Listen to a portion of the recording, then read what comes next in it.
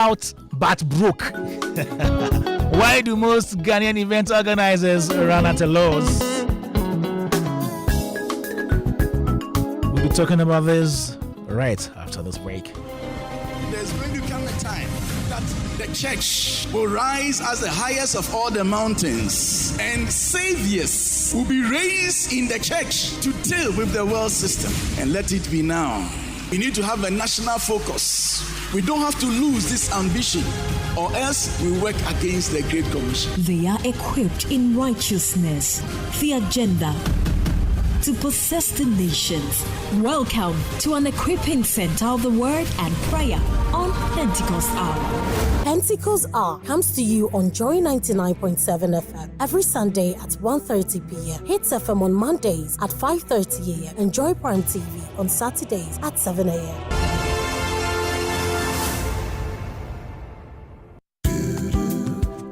Feel the excitement. Enjoy the conversation. Come with us on this exciting journey of growth and personal development. We challenge you to break the status quo, step out and do big things. Catch host Reverend Albert Okran as he vibes with CEOs, experts, and changemakers. Right here on Springboard, your virtual university. Now showing every Sunday at 9 p.m. on Joy News TV, 7 p.m. on Joy 99.7 FM, and streaming online on Facebook and YouTube.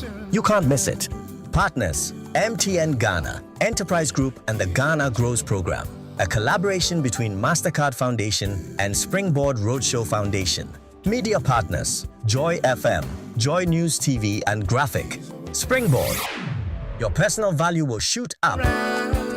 Here's where we turn around. Here's where we turn around.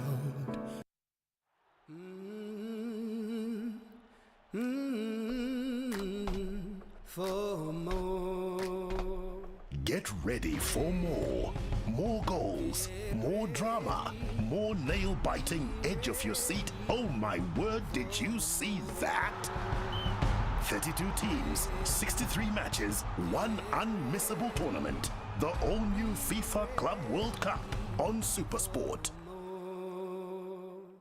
Let me introduce you to the Honeymoon Hotel. Aula, please. You can't just change your mind anytime it suits you. Wow, I can't believe you're doing this on a honeymoon night. I am going to sleep in the lobby. I'm coming with you. Don't follow me. I'm coming with you. Woman, it's Monaco. Don't. Me, I will, don't. You two don't, I'll come. Adapted and directed by Shirley Frimpong Manso. Honeymoon Hotel. Starring Jocelyn Dumas, James Gardiner, Amake Ababrese, Amanda Gisi, Andrew Tando Adate, David Donto, and more. Live on stage on June 20th, 21st, and 22nd, 4 p.m. and 8 p.m. each day at the National Theatre. Tickets are available now at 200 Ghana cedis regular, 350 Ghana cedis VIP. Dial *713 *33 *10#. For more information, call 0545 246 478. Sponsored by African Regent Hotel, Caveman Watches, Oyarifa Mall, McPhillips Food, and AE Cinemax. The Honeymoon Hotel, where love lasts. Powered by Africa Arts Network. In every community, the skyline is dotted with uncompleted buildings. Some at the foundational level, others at lintel or roofing level. Each one tells a story, a dream, a home in the making. Because home ownership remains one of humanity's greatest desires. Wherever you are on this journey, whether you're breaking ground, building up, or simply furnishing your space, the EcoBank Joy News Habitat Fair is designed with you in mind. Join us from Friday, June the 20th to Sunday, June the 22nd at the Achimota Retail Center for the first clinic of the EcoBank Joy News Habitat Fair 2025. Let's help turn your home ownership dream into a lived reality.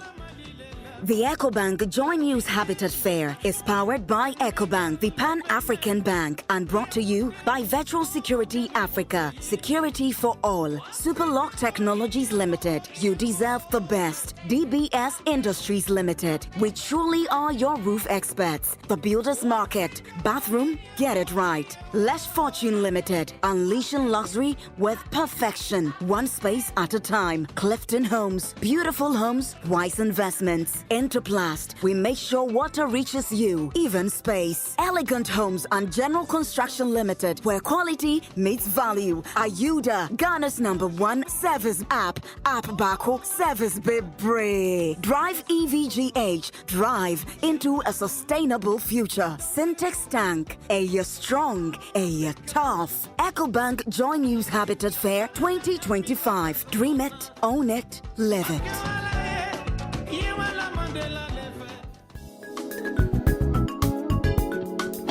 You're still right here on Joy 99.7 FM Showbiz A to Z. And we get in straight to our conversation, our topic for discussion today. Now, in recent years, many event organizers in Ghana have publicly lamented the lack of financial returns from their shows. And in all this, they do this despite the advertising, sold out venues, and this growing trend raises questions, a lot of questions about the true economics behind the entertainment business in the country. From the music concerts, theater events, and comedy shows to festivals, promoters often announce full house attendance, only to later reveal that they incurred losses. The situation has sparked debates or conversations whether sold out is simply a marketing term or a reflection of financial success. Today we have Rudy Kwachi right here. He's a media executive, event organizer. We have Latif Abubakar. He is event organizer, playwright, and Koken is a broadcaster, former artist manager. We'll be having Claudia Luma, who is founder of Glitz Africa and Collage Media, George Quay, team lead for Image Bureau, and then I'll be speaking to Leslie the Comic as well. It's a very packed conversation. And then the man, surprise, I won't mention his name now. Now let's get straight to the discussion. Let me start with you, Latif. When we say sold out in the event space, what does it mean? Okay. Anyway, before we go there, yes, can I touch on what Rudy said? In fact, whilst he was speaking about, I think I should have the come creative, to you. Yes. the creative economy. Do that before we get into it. I actually prepared a note based on all the conversations that was going on. So, and in simple terms, one would say what Rudy was talking about is that we should creativity is no longer just about passion. Okay. It's about power, profits, and progress. Okay. So if we truly believe in our culture and stories, then we should do more than tell them. Okay. We must sell them, all right, protect them, and build industries around them. I think that's basically what the conversation is all about. So I just wanted to touch on it. Because if we do that right, what it means is that Ghana will no longer depend on the cocoa, the gold, and the oil, but world-class theatrical performances, globally acclaimed music, and then also a thriving creative economy. And that is actually the shift we're looking for, the paradigm shift, where we don't want to be dependent on those, goods and services that has a definite lifespan. They have a beginning and an end. Creative economy is a never-ending venture.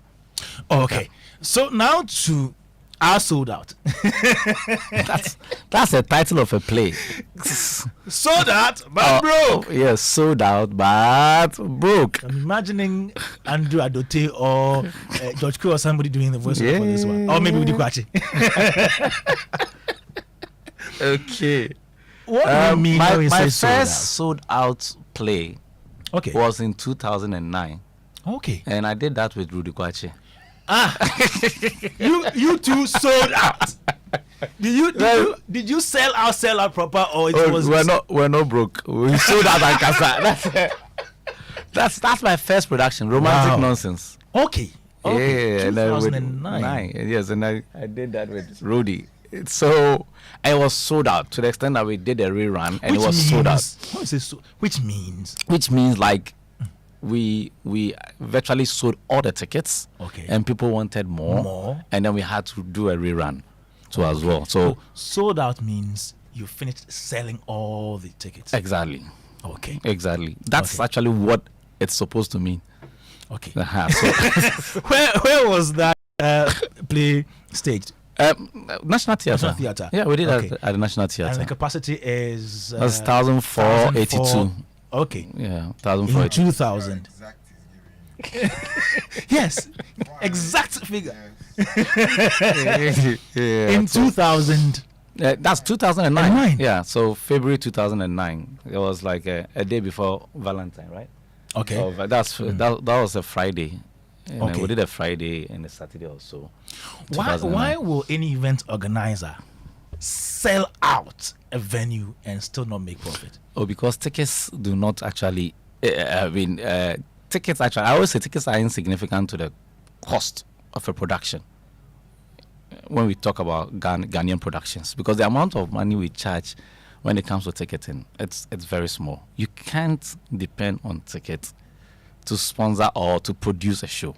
It's impossible. What do you depend on? So there are other elements of making of raising funds for productions. Like, I mean, of course, we talk about sponsorships, we talk about partners, investors, and then you create other portfolios. So, for instance, I create a portfolio of exhibitors, and we have a lot of corporate organizations who wants to tap into our numbers.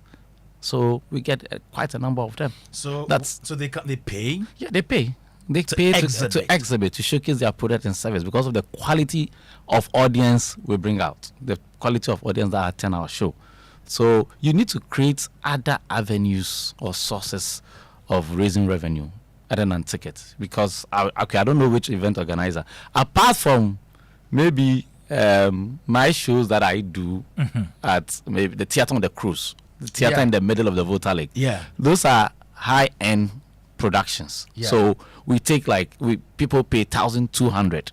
Yeah. So for such events, when you sell out, there's a high possibility that the revenue you generate from the tickets could pay for the cost of the event, one way or the other. But how many events can charge people 1,200? It's not possible. Even the musical concerts, I don't remember any though.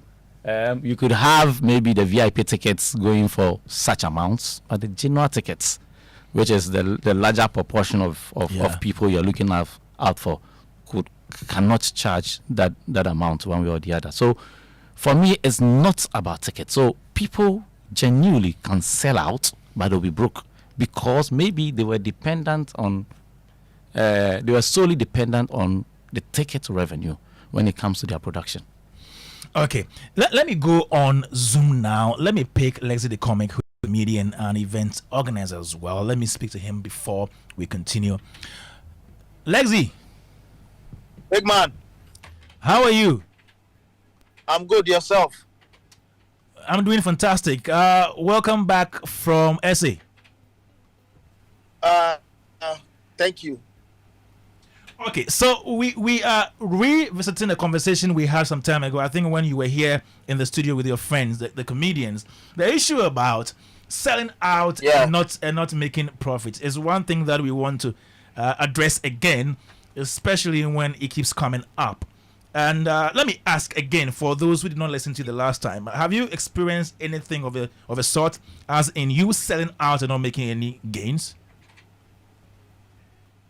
Oh yeah, a couple of the best I would say I've made is maybe break even, but making profit zero. You know, if not the tax I paid, probably I would say that I made a little, but for the 21% that I paid to government, I would say like I practically work and pay to give the money back to the government. I personally don't make much. I don't make any money.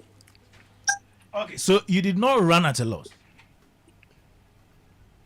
I've run at a loss. Like my last show, I ran at a loss. Looking at the really? investment I made. Yeah. So this is it. Doing events is like you trying to gamble. You can the ideas on paper into the show, but you are only hoping that people will show up, buy the tickets, and come.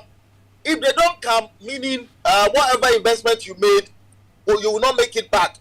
And to be honest with you, nobody has ever done an event and would say that I made money out of ticket sales. Ticket sales only subsidize some of the cost of the production. You get me? So if you are doing an event where you don't even have sponsors at all, then like you are in for a big loss. Leslie, if you're driving, could you please park for a while so we talk? Okay, I'm doing that. Okay, thank you very much. Let's continue. You usually mention sponsorship, the taxes, if you like, as some of the reasons you hardly break even or make profit. Do you think there are other remote causes? There are other remote causes of this?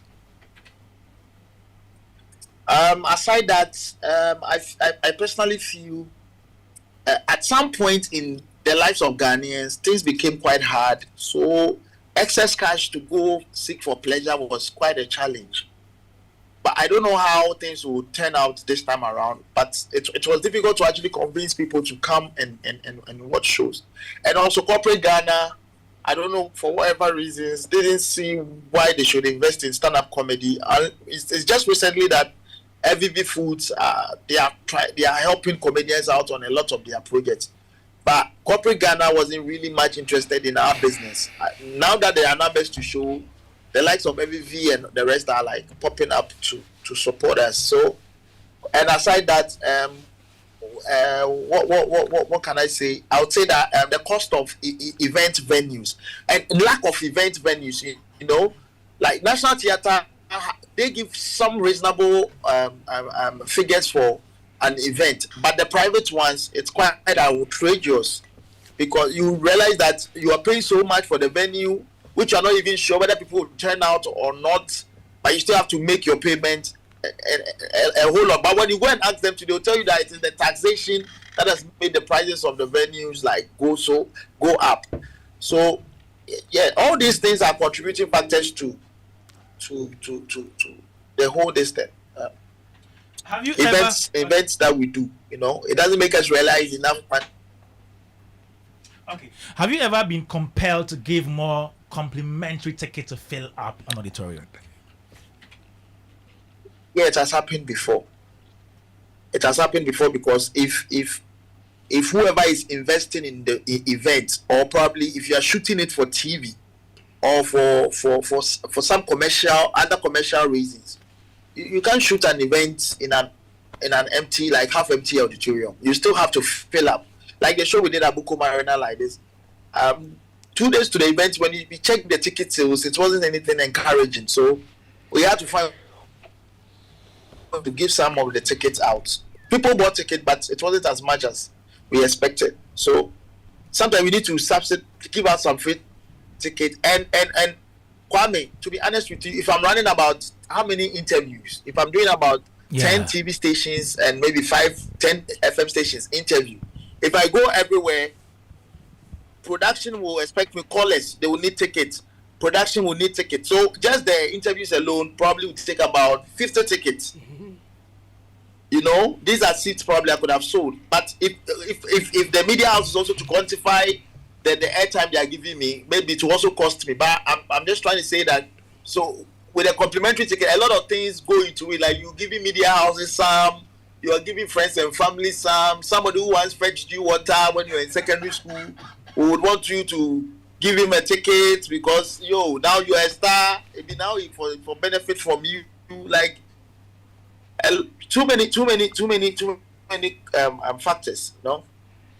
Leslie, before we talk about your show tonight, what should be done? I think we've spoken about this a number of times, but let's reiterate it. Did you hear me? Okay. I personally, with the little experience I had in South Africa. So last year we were supposed to be at the Bloemfontein Comedy Festival, and with the conversation I had with the comedian there, he said, they call it province where he was, the province. Yeah. They have allocated budgets for art. So let's say Greater Accra Ministry, there should be some allocated budget for art. And it is to help. It is a deliberate thing to help propagate the culture and art in that sector. You get me? So government should make it a point that okay, fine. art is a suffering industry. So how best can we come in? Thanks to the likes of Socrates, who was once in a while making a case for us with Ghana Tourism Authority.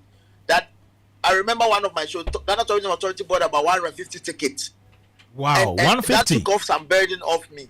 But we 150 tickets. Yeah, they bought 50 VIP, 100 regular, and that took some burden off my shoulder. But if it should be something deliberate, there should be some allocated budget where if you are into the art sector, you can actually go and get some fund to do your show and all.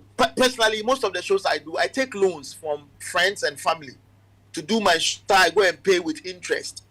I tell you, I believe in what I'm doing, and I believe when you invest in it, I treat comedy like any other business. Like the farmer who go to ADB and take a bank loan to go and invest in his farm. That is how I treat my business as an artist. I take loans, I do my event. If I cannot pay anybody at all, the one who invested in me, I still need to pay that person. Yeah. Sometimes when you explain to them that this is the challenges you had, they tell you, okay, fine, you just pay me the money I invested. The profit margin I don't want you to pay. But a lot of the time I get to pay them their profits. So good one there. Now I feel government should come in with some kind of funds to support and then the taxations to there should be some flat rates, some flat and I believe government should make us pay tax on our profits, not on the gate proceeds. So if I do a show that I'm investing about 150,000 and at the gate I make 100,000 Ghana cedis from ticket sales, and government is still insisting on taking 21%. Meaning I didn't make profit, but government is still deducting his tax. But if I make 200,000 or I make 150,000, and we come back on the table and I explain things to you, and you see the figures, and you realize that no, it doesn't make any sense crippling this gentleman. Because if not because of passion, probably I would have given up on these events that I do. Because then you look at the money you are paying to government and how much is going to you can see that you just invested your energy and everything just to pay taxes. Thank you, Lexi. But let's talk about. And you are walking home with nothing. Let's talk about the show you having this evening for fathers. Where is it happening? Yeah, so I believe it's happening at Zen Gardens. It's a show to celebrate fathers. And so if you're a father figure, you aspire to be a father, you have a spiritual father, you have some father or a mentor that you believe in, or you follow his footsteps. And even if you have anybody who feels like a father, you can be a woman and still feel like I've played a father role in my children's life. This is the moment you have to celebrate. So we are all converging at Zen Gardens this evening to have a good time. It's comedy, good music, and good food. You pay 200 Ghana cedis, and the 200 Ghana cedis entitles you to a meal on their menu, the Zen Garden menu. So you can pick any menu and a meal on the menu and enjoy yourself that night. So you just pay 200 and get something to eat, enjoy comedy and this thing. Yeah, and there is live band from the gentleman, and there's another gentleman called Reynald. He's also coming there to do live band. Comedians performing. We have myself, Felicia Say, Papaya, Ojo, Kojo PJ, and a host of other comedians also coming through. We are celebrating some father figures too tonight. We have Uncle Lebo White, we have Uncle Fred Amugi, we have Bolare, we have the CEO of Asempafie, the bosses of FVV Rice, like Lamborghini, they are all coming to. I'll be celebrating them tonight. Good one. And so everybody should just show up. Anybody coming to would walk home with something from our sponsors. So big shout outs to my sponsors, FVV Foods, for supporting me all through. I really appreciate them. And also to Asempafie, to Pabuera, 247 Zaraman Boutique, and also Simplicity Brands. Nice one. And in Pabuera, KGS, they are all holding me down with this event. And also to Zen Gardens. Leslie, is Enjoy FM. And look, Kwame Dadzie, thank you so much. I know you are trying to prepare some invoice for me. I beg. Leslie, is the event sold out?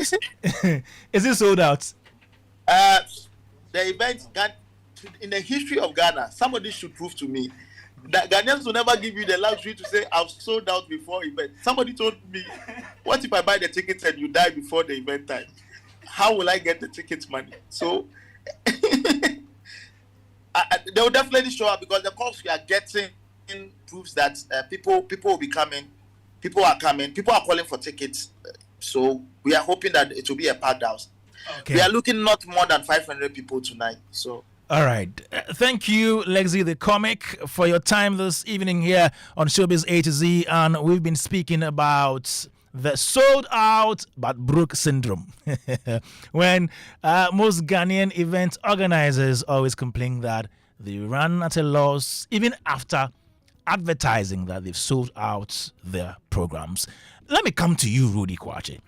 Rudy, you listened earlier on. You listened to Latif, who mentioned the fact that he engages exhibitors, has partnerships and sponsorship, among others. And then Lexi was talking about complimentary tickets. He has used some before because the thing was not complimenting. Your take on these submissions, sir? I think they are part of the reality of this journey. And like Lexi rightly said, he runs the business like any other thing. There's profit and loss. And I think that's the critical part that we need to look at this from. This is a business that needs a P&L. You have to calculate what your break-even point looks like and also calculate your investments. And whatever you invest, depending on what returns that you're looking for, that's how your spend is going to be. And I think it's sometimes a little, and fellow organizers, a little disingenuous to say, yeah, we sold out, but we are broke. Well, look, it's a financial system. You have to calculate. Like, if you gave money to somebody to go to market and come back and they said that the money is finished, but they didn't get all the things that they want to buy, you're going to start to do an audit to see where it is. There's a number of things that we need to.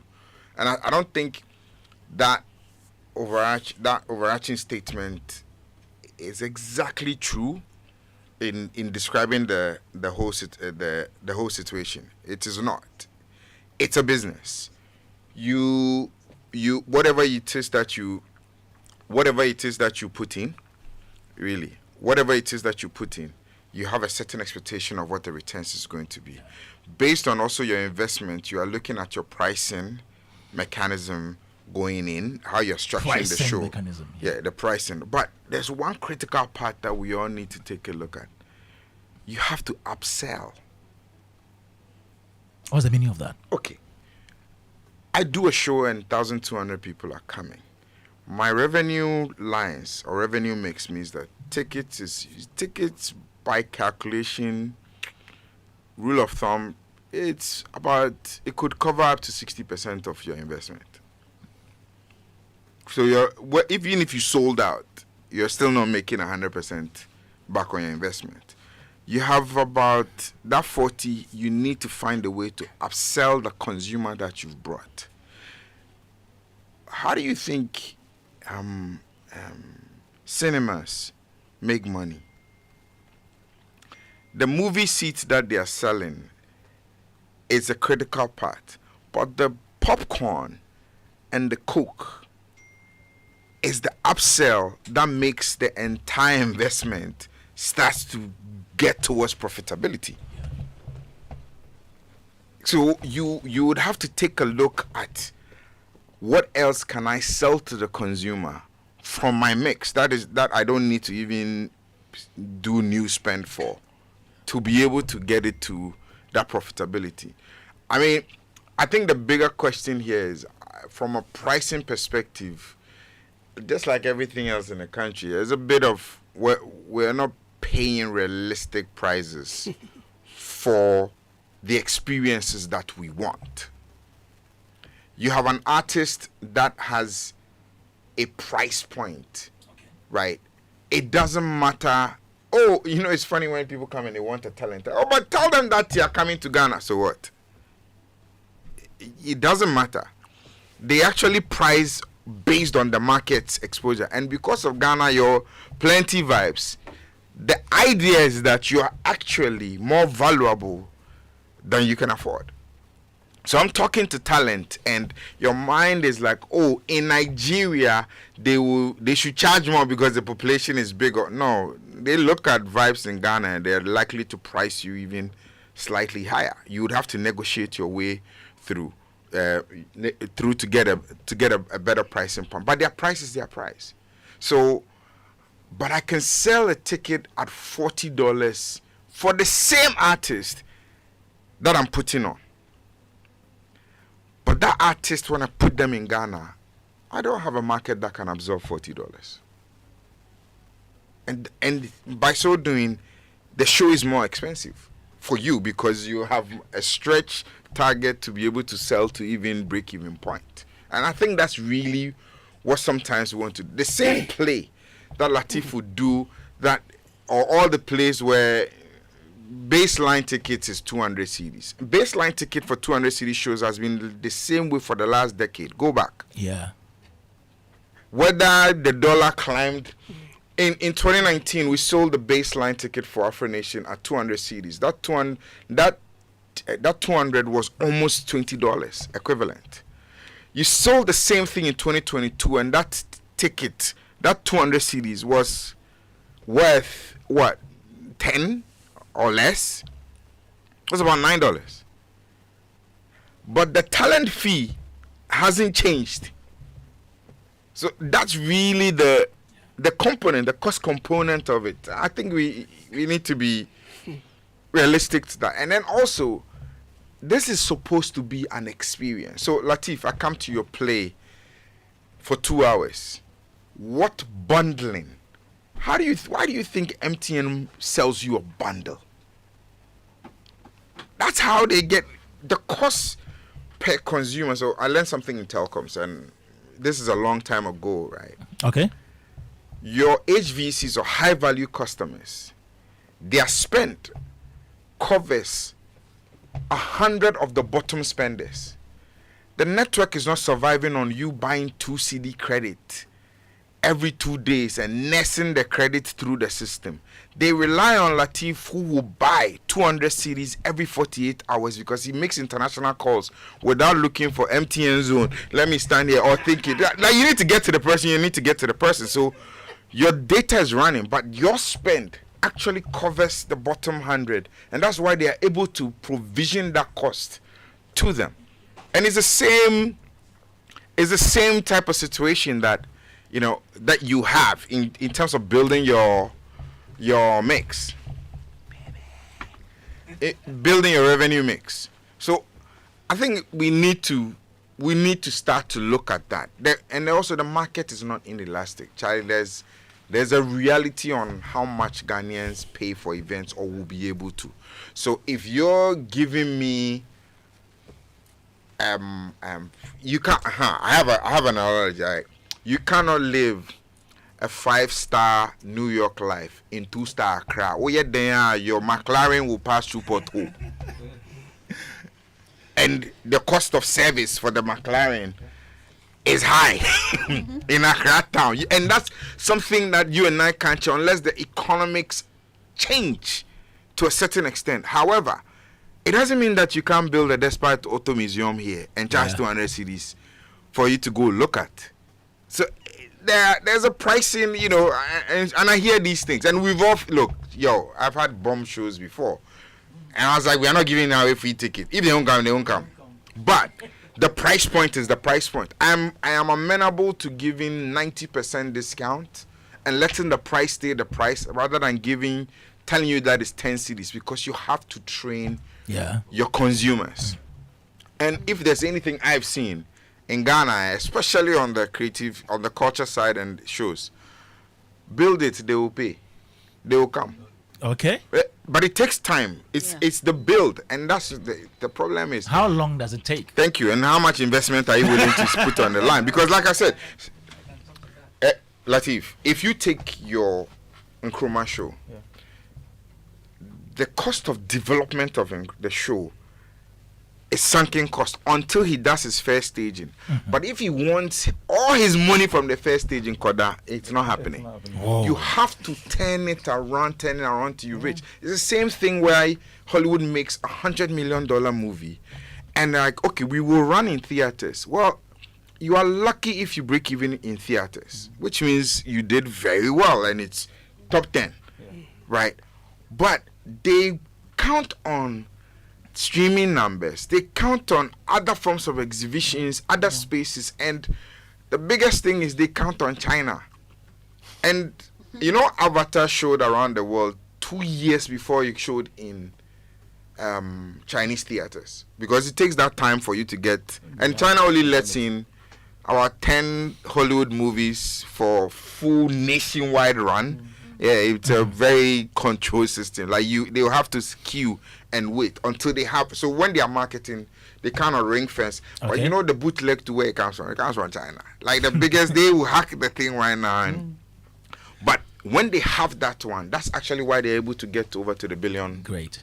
The billion line. So for me, it's a very. The problem is an entire ecosystem.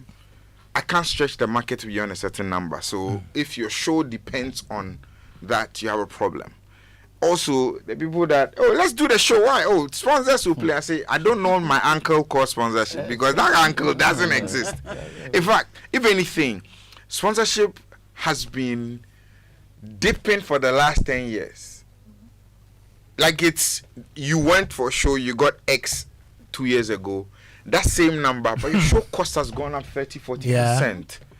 You know, and that's why sometimes you get into these things with talent. It's like, guy, you can't sell. You charge $100,000 to do a show in Ghana, but the reality is you can't sell $100,000 of tickets. Half of your December shows by your favorite artists were all free. Maka. We're all free. Yeah. They just gave tickets for people to fill it up. It's an ego trip. Because there's a system. You market in a certain way, you will get your money back. But there's no shortcut around it thinking that Charlie, we sold the tickets and therefore. No. All right. Okay, so Joy 99.7 FM, and we're still talking about why most Ghanaian event organizers run at a loss, and they come back to tell us that, okay, we had a sold-out event. Before I come to you, Uncle Ken, and I come to Lateef, let me say a warm welcome to Claudia Lumo, who is founder of Glitz Africa and Collage Media. Welcome to the show.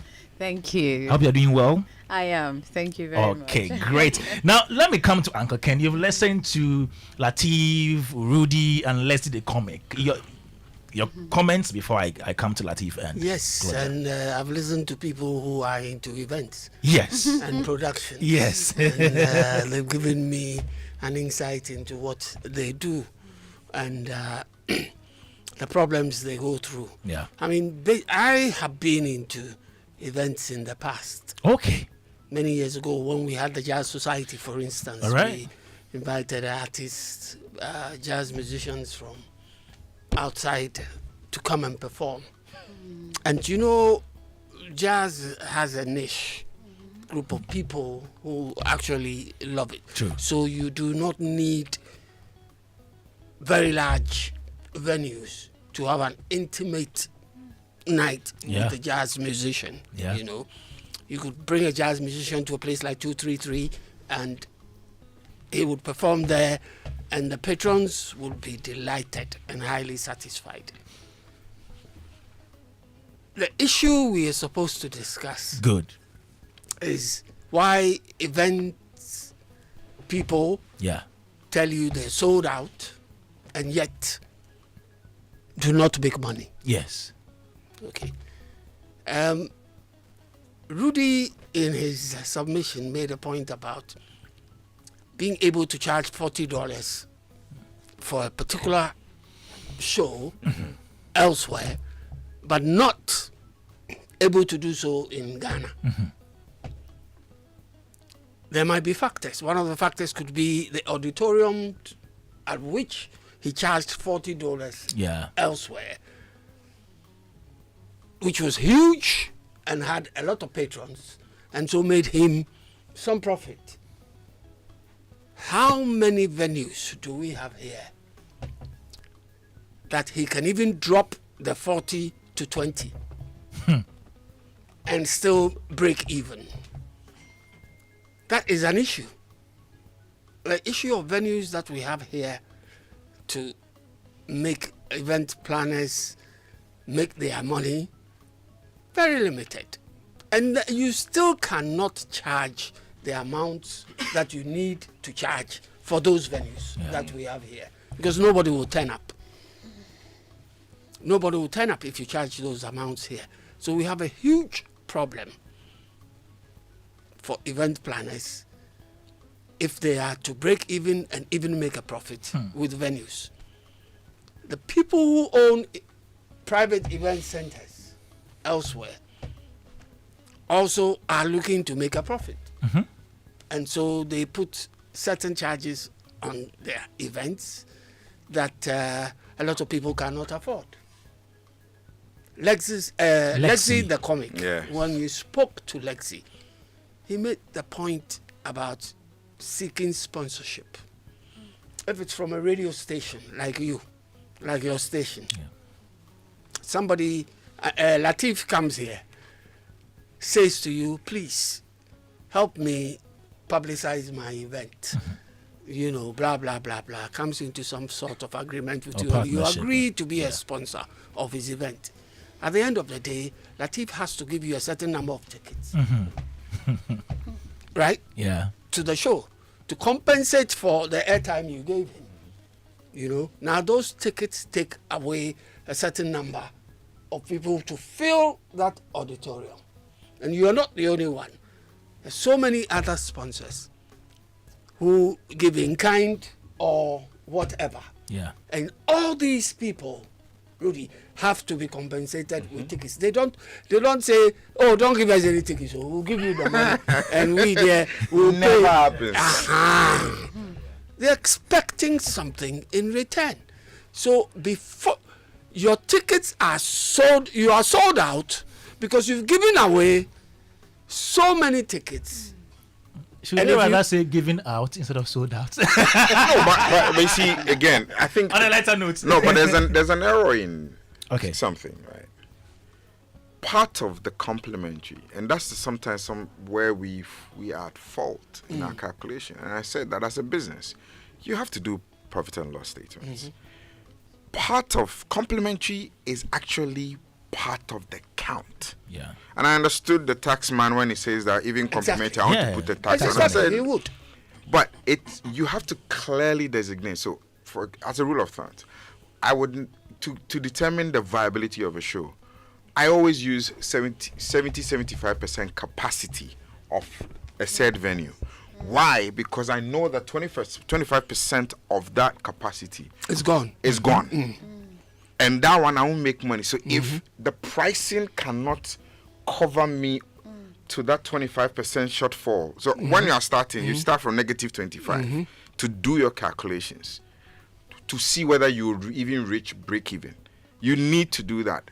But the conversation is not, I gave them away to radio stations and therefore, no, I think you need to calculate all of that into it. You have to factor everything into it. But and the only way to get away with that is to price it in a manner to recoup what you've given away. Yeah. And that's the difficulty. And then also there's a part where I say that you can't stretch the market beyond what it can afford. Again, you can buy a $600,000, $1 million car. You go drive on for Porto Accra.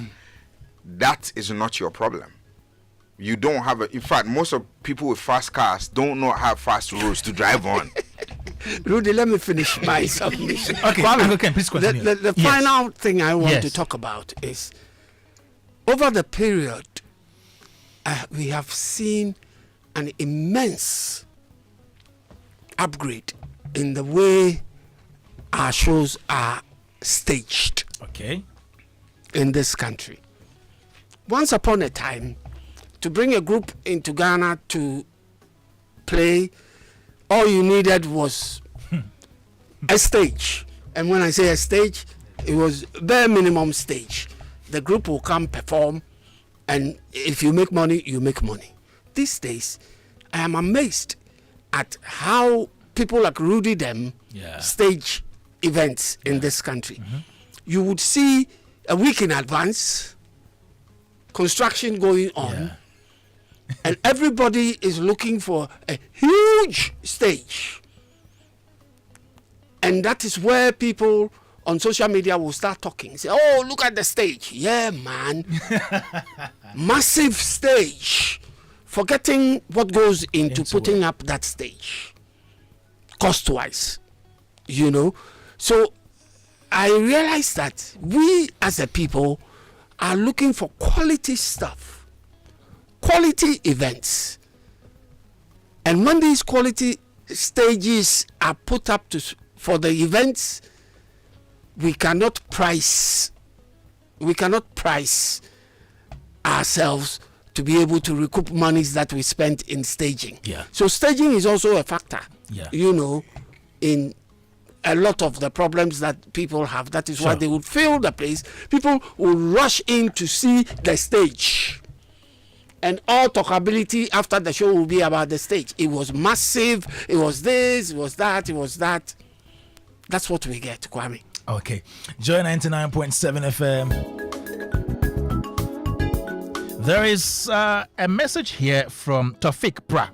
He is a former deputy executive director of the National Theatre, and he says that, would they say they made profit when GRA is on their neck to collect tax? In any case, if you have a partnership with a venue as the National Theatre or maybe AMA, yours is to advertise, market, complement light, sound, and stage. Elsewhere, the choice of venue, like the theatres, is given. Okay, less advertising, and you just have to put in more in the production for reruns or partnerships. And this one is from Tofik Pra.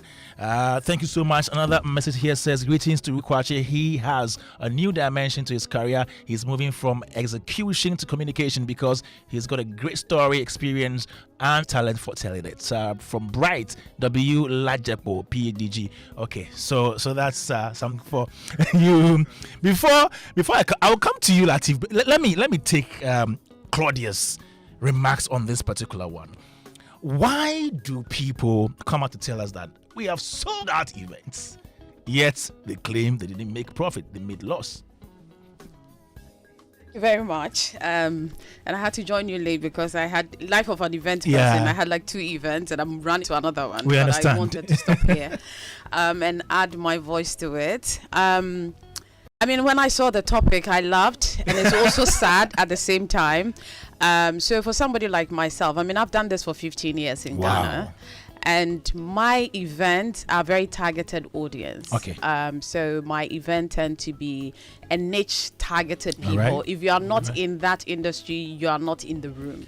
I mean, I'm dealing with female CEOs. So are you one? Are you not? Then, you know, so people like us tend to struggle with sponsorships because that's something I have seen, because a lot of the sponsors want mass production. Yeah. You know, and my event tend to be very curated for a targeted audience. So I will have, you know, an event that has 200 people, but also I do what I do because it's a purpose for me. I am doing, my event is not a show for me. Okay. It's the value that and the essence of why I'm doing what I do. So sometimes I find myself, you know, and I tell my team, I make money from other things and I bring it into Glitz event, but I do that. And also I have instances that I reject sponsors because I know the type of experience I want for the people in the room, and I have built a brand for 15 years. You not reject for sponsors? Oh, absolutely. I mean, if you come to my event, it's not about clutter. So when you see a Glitz event, you will never see sponsors. You can see like 2 logos. Okay. It's because that's their purpose and what they stand for, match what I believe in for the event I'm curating, and that's what I do. So for me, it's not about numbers, it's not about people, it's not about, I don't even care about all of that. What I care about is what I want the people in the room to experience. So when I do, and everybody that knows Claudia know me for this, you know that if you get invited to a Glitz event, it's because you know, your case is different. So I don't know about like when people say, but I think it's also time that sponsors start to sit up.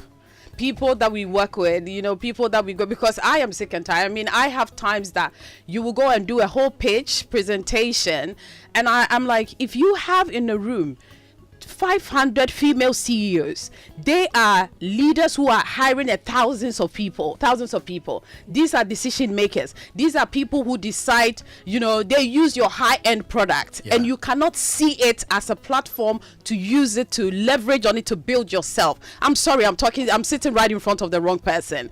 And if I preach something to you and say, okay, this sponsorship investment value for this is 200,000 Ghana cedi, and you come to me and say my money is 30,000 Ghana cedi, I'm like, are you kidding me? Do you have even respect for the platforms that we are building, the value, the essence of what we do? And I think as event producers, event companies, we need to start getting to that bit that if you actually believe in what you're doing, it's about time we start letting people respect us at the platforms we are curating. Good. So for me, if you're going to be on my platform, these are brands that actually respect what I've done for the last 15 years. And that's why they're on the platform. Thank you, Claudia Lumo. Let me pitch in something here. Yes, quickly. Okay. She's got 200 female CEOs, right? Mm-hmm. Let me tell you the value that you're buying into. Actually, 500. Let's stick with the 200 baseline. The total value of those 200 people that are there is probably 500 million CDs. Yeah. In what they control. Now the question is, each one of them probably has a house. What are they putting in their house? The quality of that is the opportunity that you are getting for 200. Okay. So, numbers is everything. Truly, the right number is the actual thing I want. The right number. The right number. Because you see, there are products that don't make sense in a certain space. There are also products that make sense in a certain space. If you put yourself there and you're selling, let me use Gloria. She's holding a Hermes bag, right? If you put a bag stand in there and you're selling a bag for 1,000 CDs and it's the right quality artisanal bag, that's your market. Okay. Because if you walked away with 100 sales at 1,000 CDs, that's your market. And those are the kind of what I meant by a perfect example of upselling. Yeah. I'm done. Okay. Joy 99.7 FM Showbiz A to Z, and we're still here, and we're talking about, I call it a syndrome, yeah. Sold out but broke. Latif, let me come to you again. I know you have a number of things to say about all that we said already. So I was actually going to talk about what Uncle Ken mentioned in terms of the venue can actually change the entire profit and loss game. This happened to me last December. So while you were talking about it, I was giggling because I went through an experience that as an event organizer I've actually never gone through that over my 17 years in managing projects and events. 1 week I ran the African Festival. Yeah.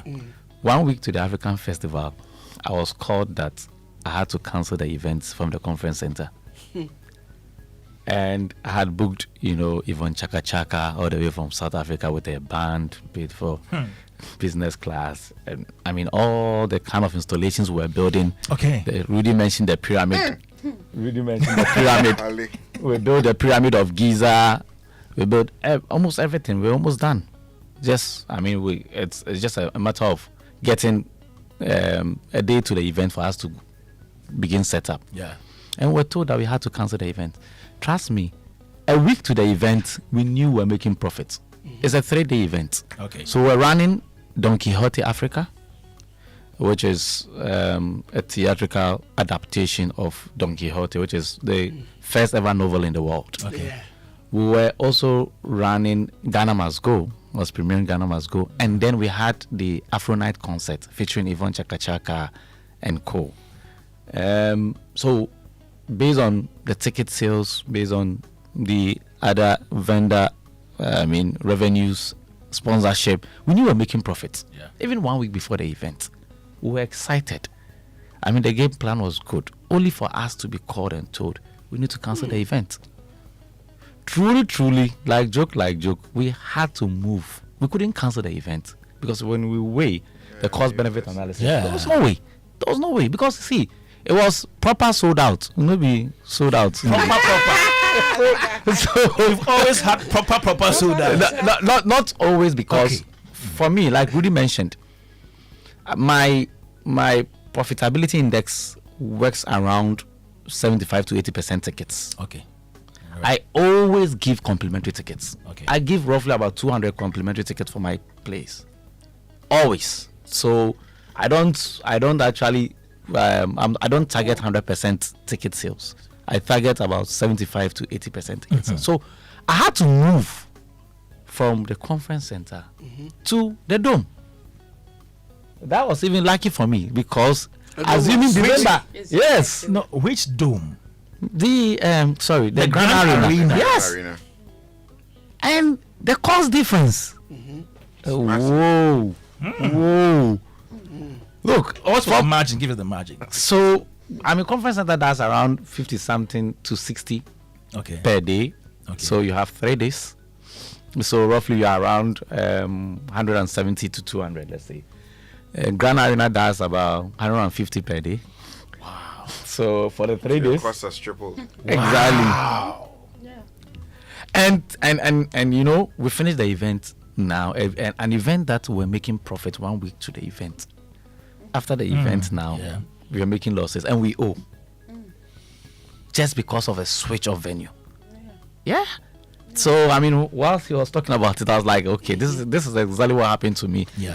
Let me just add something to what you're saying, because also one thing that people need to understand is when we're producing events, it's not just us the producers, the number of people that we're feeding. Because for myself, and I know with concerts is even, you know, for when I run Fashion Week for 3 days, my spreadsheet for salaries for people that I'm paying is over 300 people.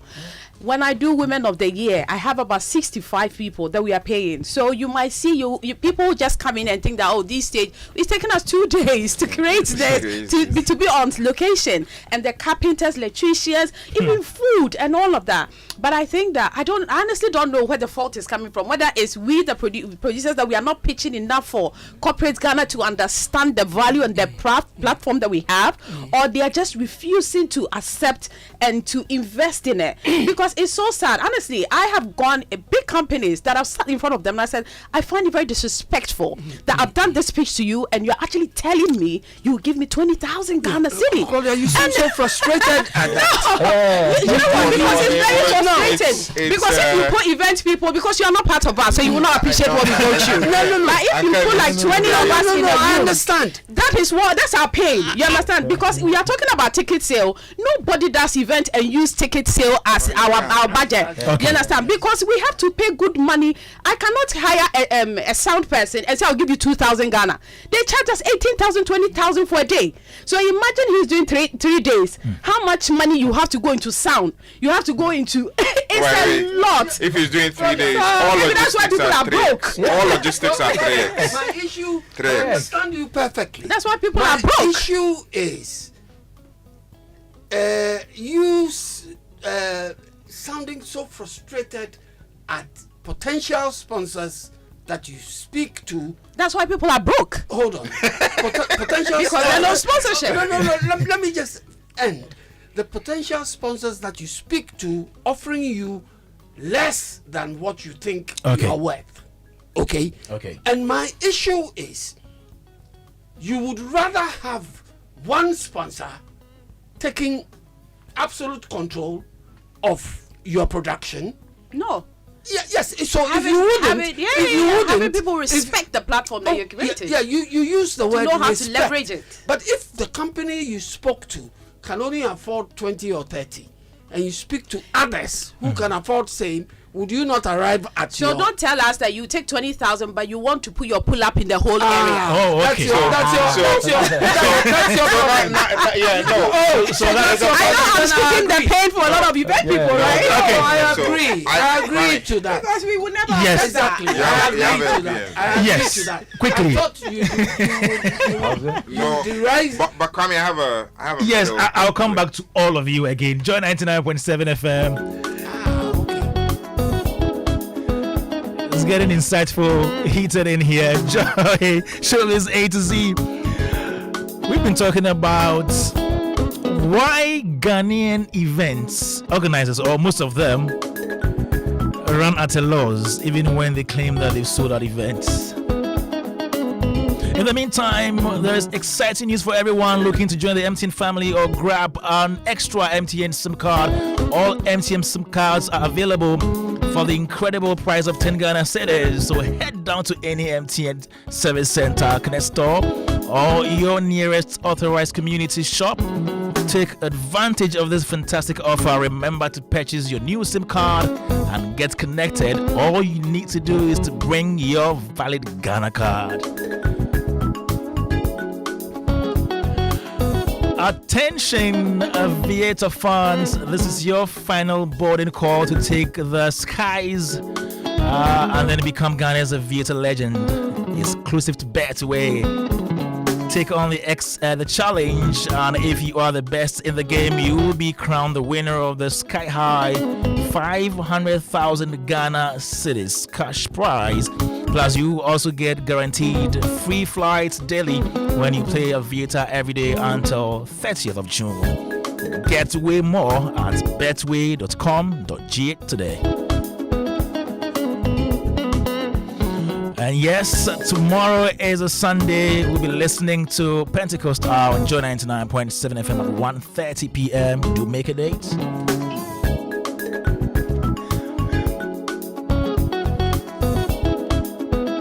This August, Adansi Travels is turning off the excitement as part of its 12 years of delivering unforgettable travel experiences.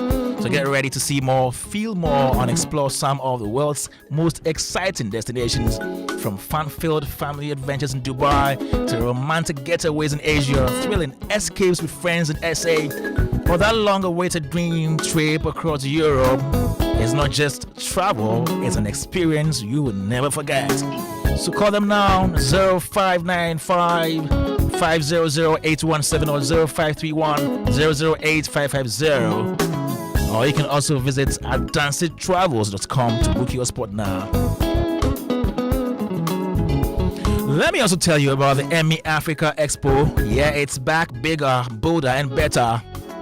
And this is your official invitation to be part of the second edition of the EMY Africa Expo, happening on 19th June to 22nd June at the Accra International Conference Center. You need to register now. Go to www.emyafrica.com, or you can call 020-201-8870 or 0302-738-727 for more information.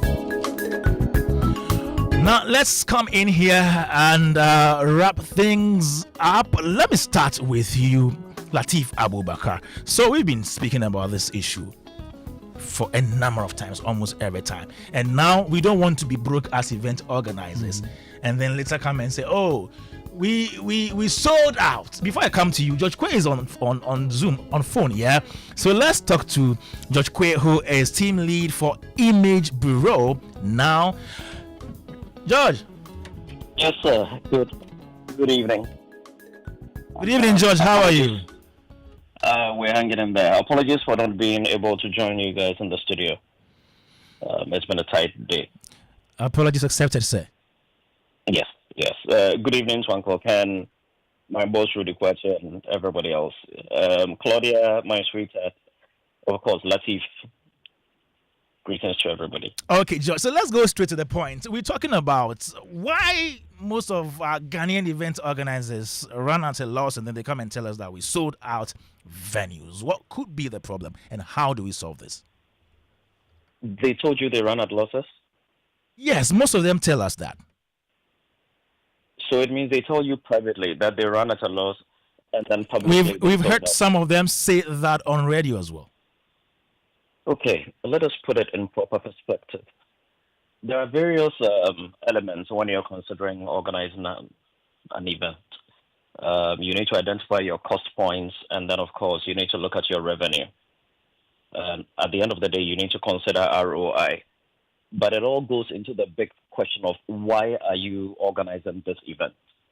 Are you organizing it to make money, or are you organizing it to make a statement There are events that are organized for climate change. They are not necessarily looking at making profit.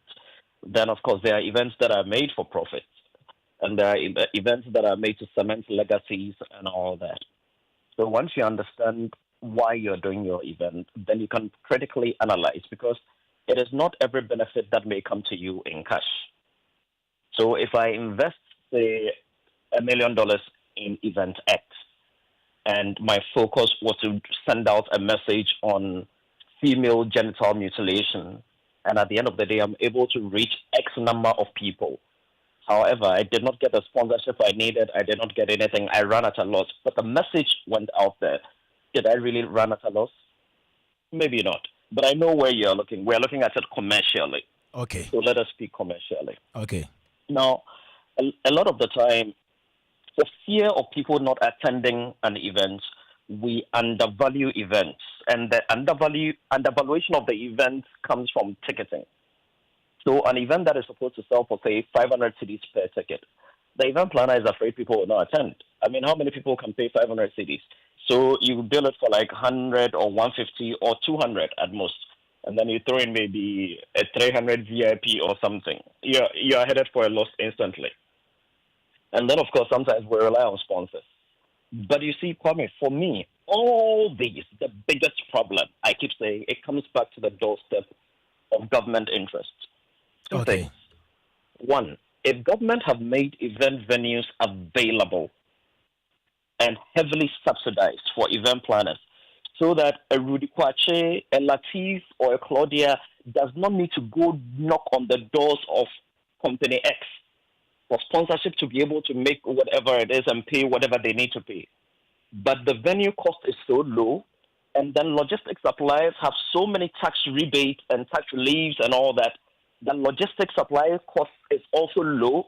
You go to a Rhythms Africa or any logistics supplier company in Ghana, and the sound is manageable. Nabil gives you stage and trust at a reasonable amount, and by the time you are done, your cost of production is low. Your ticket price can be low. You can organize this event, make profit, and you wouldn't need to knock on the door of a single sponsor. But it is not like that. A lot of the venues we have here are private owned. Very few are government spaces that give you exactly what you need.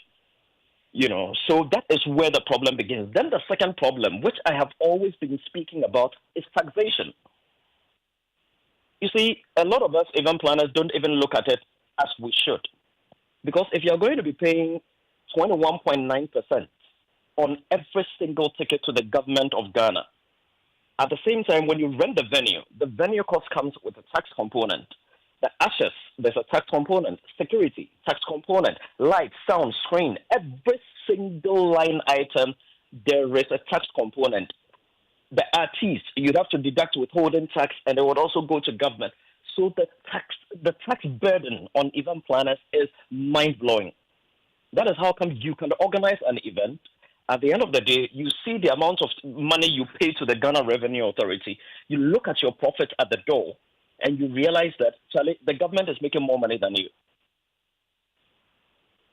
So, again, I think there should be a lot of tax education that should be done by the GRA for people in the space, for once. But aside that, somebody's got to table this, push this into Parliament as a private member's bill or something. Because if it is not looked at critically, it will cripple the industry. The taxes are mind-blowing. Look, it's even worse when you're bringing in an international act and you're doing an international concert. Sometimes, if you're lucky and you are able to get government involved, given that global nature, you may get some reliefs. But let Rudy Kwache get up today and say he wants to bring Sisi Winans.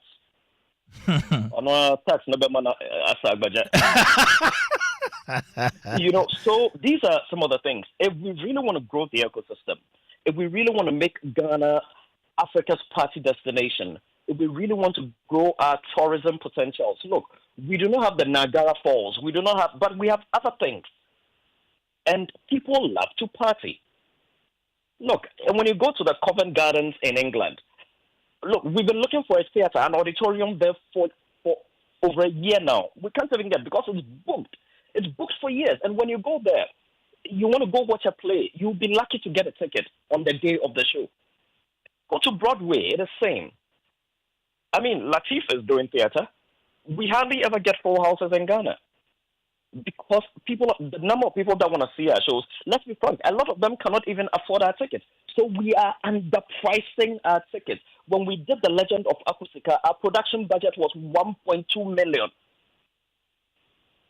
That was a play that had the waterfall, the live turtle, the live snakes, and everything. Yeah.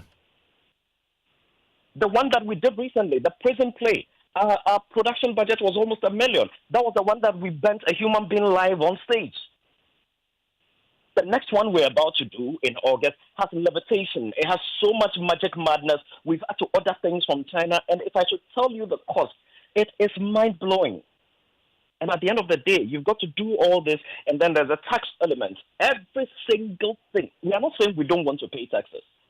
We're saying that if we want to grow this sector, if we want event planners to stop crime, because there are people that have done events 1, 2, and they have stopped. Great. Ask Francis Doku what happened to his MPEG honors. MPEG honors. Ask Kwesi Abuaje what happened to Famous 5. You understand? Evolution International. A lot of people have done events, and they have run at losses so huge they've not even been able to recover. I think you've made some brilliant points here, and the conversation will still continue, because we still have a lot to do when it comes to event organization right here in this country. Thanks so much, George Ni Amakwe, team lead for Image Bureau. Now, let me come in here and do a minute and a half each of our wrap-up before we leave. Let me start with you, Latif. So for me, I think that we could ease our burden a bit by looking at other sources of revenue, not dependent on just tickets. Right. So the revenues such as the exhibition revenues such as the food vendors revenue, even sometimes creating an activation that people would like to pay to participate in. Like we do a lot of such kind of experiential events during the African Festival. So I think that when people begin to think beyond just ticket revenue, then we'll be able to also begin to make something extra for ourselves rather than depending on which is actually the ultimate that we all think about. Thank you, Latif. Let me come to you, Claudia, your final words.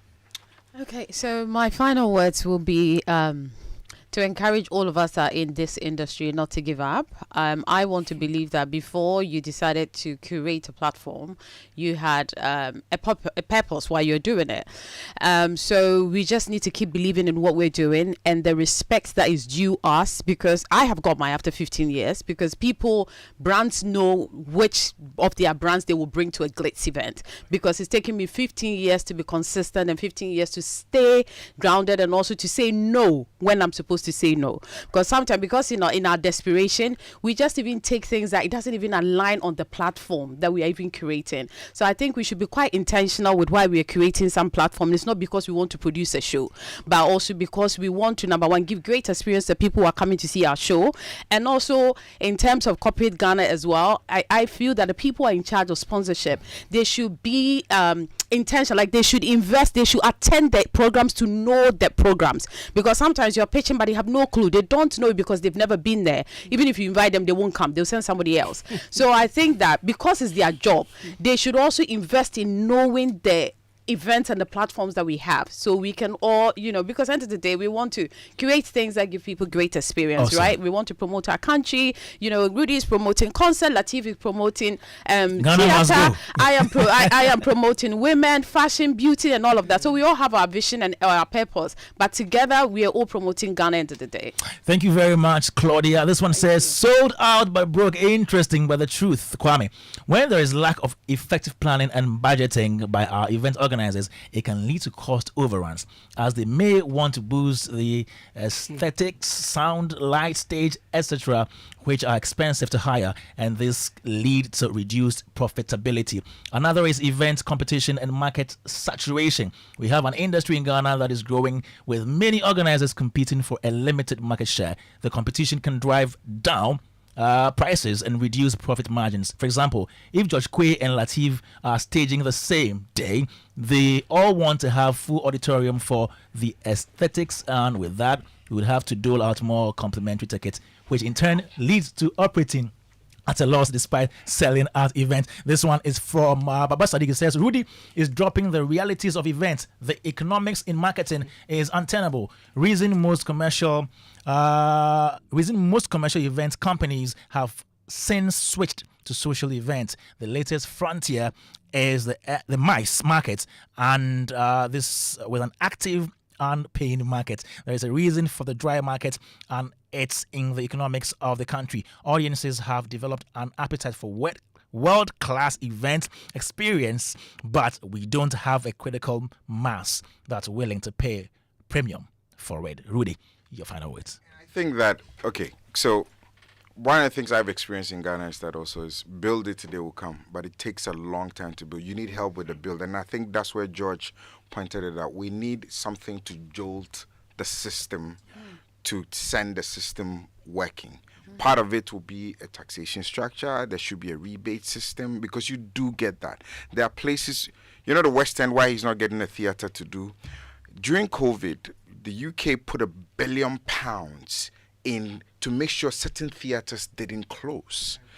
We sold the Takoradi Princess Cinema, which was the only eventing center in Tadi, to a church to build, to change. You took something out of the economics. There should be a sustainable plan centrally that allows for culture to thrive. Growing up, again, in Kumasi, I saw high life artists going on tours. You know where they were doing in community centers? It's actually the single biggest distribution point for culture content that we have. But these community centers have not seen any improvement in the last 20 years. So Lateef can't go on the road with his play to 10 cities. That is when he's going to make his money. Yeah.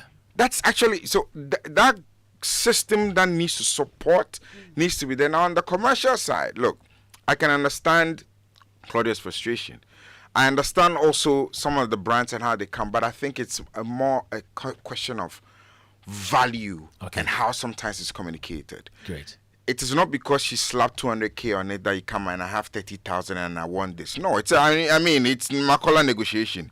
I still want what I want because I think cash is king, right? But you must also recognize that at a certain level, usikaswa is so sit down and get what your money can. Take what your money can. Your money is Toyota. You want Jaguar. How are we doing this? All right, thank you, Rudy. And Jewel Pepra is the guy who sends the first message. Uncle Ken.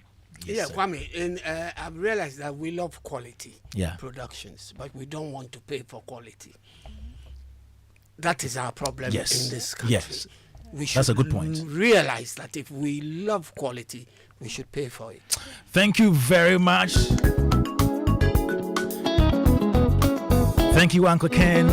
A very big thank you to the boss himself, Rudy Kwache.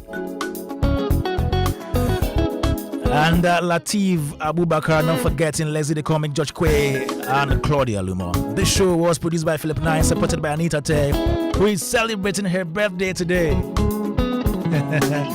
A big thank you to you, Olivier Fanon, for putting us on social media. And thank you to MTN, our sponsor.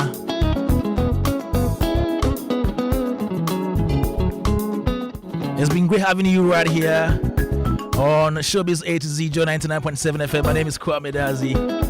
We're back next week with another big edition of the show.